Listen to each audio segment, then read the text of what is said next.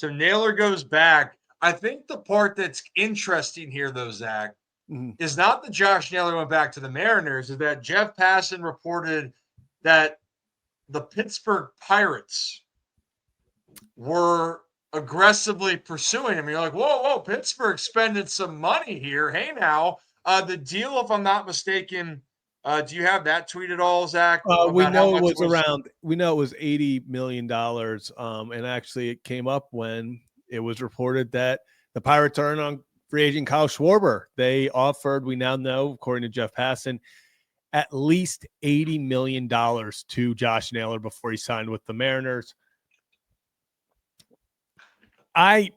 It's funny. My first reactions from people on the interwebs was actually a lot of Mariners fans just saying what life would have been like if they would have been outbid by the Pittsburgh Pirates. But it seems like the Pirates, hey, people made jokes when the Pirates, last week it kind of came out, or a week or two ago. It's like, hey, the Pirates are apparently going to spend. Like, they are open to spending, and everyone's like, uh-huh. Oh, yeah, I'm sure. Oh, the Pirates are, yeah, I'm so sure about that. They didn't get the guy. But if the Pirates are already offering over $80 million, maybe we see some action head into the Steel City. Maybe. Still looking at the report, the funny thing for me is seeing the Josh Naylor press conference still in my mind. And then you're like, oh, wow, that's great. No, the Pirates are going to spend more. And then it's just whammy. Oh, yeah, the Pirates are interested in Kyle Schwarber. They offered Naylor $80 million. And it went from like 0 to 100. Now, I want to preface at least this conversation is, in some cases, when there's smoke, there's fire. In other cases, it's off-season hot stove. Is the team just trying to put themselves out there to say, hey, we're interested. Hey, we're just letting you know. I think that the Pirates are in a position, Zach, and I think their fans would agree with this, just like we've heard it in Baltimore. That's great you have interest in a guy. It's great that you're in on him, but we'll believe that you're going to spend when we see it. Like, that's the reality. And so, I mean, it's the same, obviously different sport, but it's the same as when we joke about the almost Ravens. You know how many times a superstar's moved that's like, oh, he was almost a Raven. It's the same in this situation.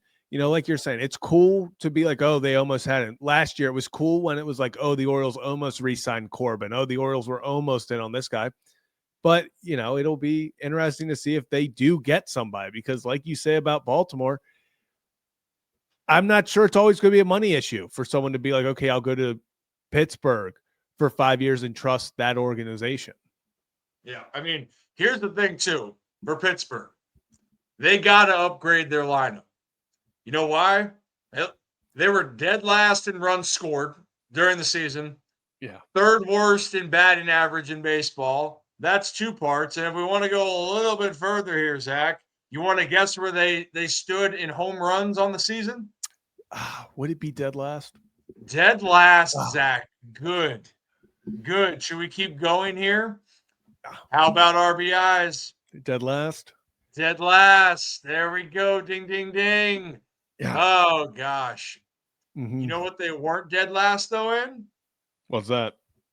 Strikeouts. They were only 7th worst in strikeouts. So, putting this together, you can tell they need offensive help, because when you flip to the other side, Zach, this is how we rock and roll here.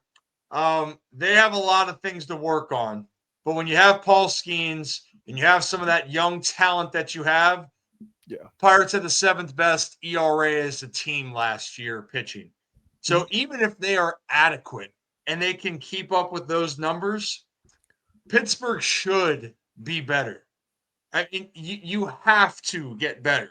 And this is the part, like when fans are complaining about teams right now, right?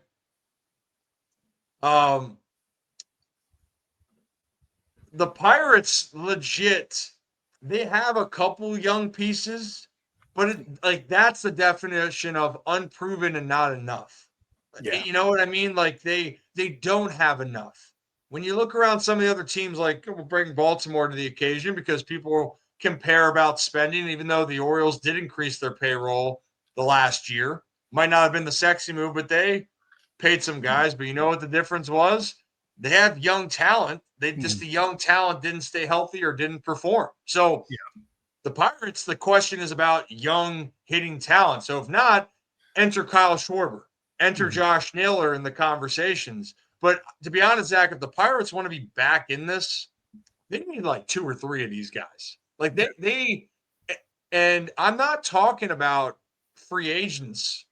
I would go and get a bat. That's why I think the Orioles and Pirates, you know what, that could be a good deal. There's pieces that make sense in a trade. But if you're not going to make trades, they'll certainly get the attention of people. Certainly will. You wonder this, though. Did I see you, by the way? Is Skenes pressuring them to spend?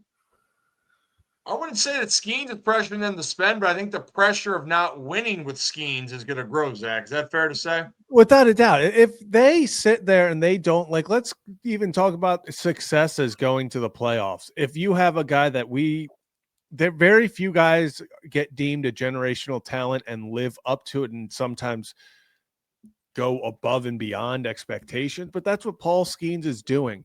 And honestly, with the talent they have in the rotation behind him, and you have young guys coming up like Bubba Chandler. Connor Griffin is the number 1 prospect in all of baseball. Chandler being the 14th. He's a starter. They have these guys not only on the team now, but coming up. And it's not going to be enough. And your clock is ticking with Paul Skenes.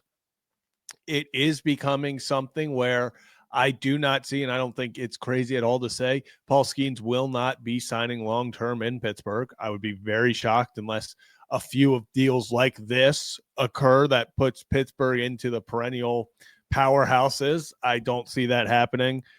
But I think it is pressure that, hey, you have this guy and you have to win with him. Because if you don't, it goes down. It's almost like the Angels. When the Angels had Shohei and Trout, there were times I don't think Shohei or Trout ever told them, hey, we're going all in. We have to go all in. But there's pressure to win with those guys because you have to, because what's happening right now, everyone laughs at the Angels. They got, a singular playoff appearance out of Mike Trout and Shohei Ohtani in the same lineup. Last thing you want to do is be on that level where the only reason that you get talked about in someone's career is because how disappointing it is that they started there. Yeah. And you want to take pressure off yourself of all the questions of when are you trading Skenes? When are you trading Skenes? What's it going to take to trade Paul Skenes? Well, those questions die off, or the repetitiveness will lessen if you go out and show that you're going to compete. Because I'll be honest here, Zach, the Pirates, because of the infrastructure with their starting rotation and just their pitching staff in general, like they are the definition of you go and get 2 or 3 good bats and they play to a certain level. The Pirates should be infinitely better. Like they should. If you got Schwarber in this case, and I mean, I don't know, Schwarber's deal is going to be interesting to me because is it a 3-year deal? Is it a 4-year deal? Is he getting 160? Is it 180? I don't know how to fully value out that, but you're hoping he hits 40 some jacks, which I don't see why he doesn't as long as he's healthy. He coming off an almost MVP campaign, right? So the Pirates truly are a definition of they are a couple bats away, because if you can pitch like that and you were dead last, and what was the Pirates record last year at being dead last in all these offensive categories? They sat at what? 71 and 91 with the worst statistical offense in the game. If you get even you're the 20th best, I think that's at least worth 5 to 8 wins. You get to the middle of the pack, we're talking about this team being over 500 and being in the postseason. Like that to me, it's there. And if not, then if you're not trying to win with the best pitcher in baseball, then what are you going to try to do? It's a luxury that you have the dude that people are saying could break the Cy Young Award record, which that's still pretty crazy getting the 7, but dude's legit. Pirates got arms. They got to spend. They have to spend because of that. Because, like you said, even if you add 2 guys to this lineup that just make it league average, I'm not saying this team competes for the playoffs, but you probably win half your games, close to at least. And that's a step up because, tell you right now, we talk about obviously the eventual Skenes, being there and stuff. Maybe there is a chance down the line, but I can tell you it's not if you win 71 games every year. Then there's no way he would want to return. Now, if you're winning 90 plus games because you spent and added to the lineup and built around him, then maybe you have some traction. Then maybe you have something to stand on. But if you just hope that Paul Skenes is gonna and all these guys are suddenly just going to be like, actually, you know what? I'll stay here and commit to this organization that hasn't committed to winning in Lord knows how long. I don't see that happening. No. And again, this is a believe it. We'll believe it when we see it. Yeah. It's hard to see you go from zero spending to going after one of the top free agents because financially he's going to cost a lot. He is going to cost a lot. But time will tell what the Pittsburgh Pirates are going to do. But we do know that Kyle Schwarber, among a lot of the big boppers, man, someone's going to pay them, and they're going to pay a pretty penny. And by pretty penny, I mean hundreds of millions of dollars, Zach. It's thank you. Going to be crazy. It is going to be absolutely. This is going to be a fun offseason, I think.